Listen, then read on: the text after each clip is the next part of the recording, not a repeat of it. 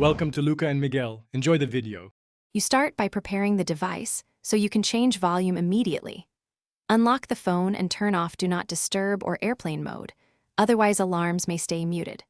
Once done, open Settings and go to Sound or Sound and Vibration.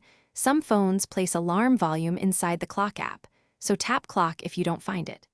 You want to locate the alarm volume slider now, because that is the first control that determines how loud alarms will play. Now move the alarm volume slider up gradually. Try 50%, then 75%, and finally max to choose a comfortable peak that still wakes you.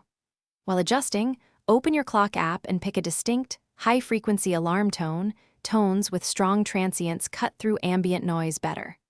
Once set, create a quick test alarm or use the clock's preview function to confirm loudness. Make sure your media or Bluetooth outputs aren't overriding alarms. If volume buttons change media instead, finish by confirming the alarm time and repeat settings, and verify the alarm volume one last time.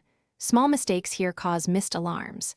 If you use wireless headphones or a car Bluetooth, disconnect them before relying on the phone speaker, because some systems route the alarm audio externally. If alarms stay too quiet, reboot the device, then reset sound profiles or test in safe mode to rule out third-party apps. If that fails, a sound settings reset.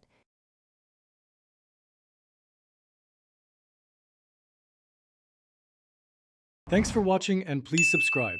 It's the best investment you'll ever make.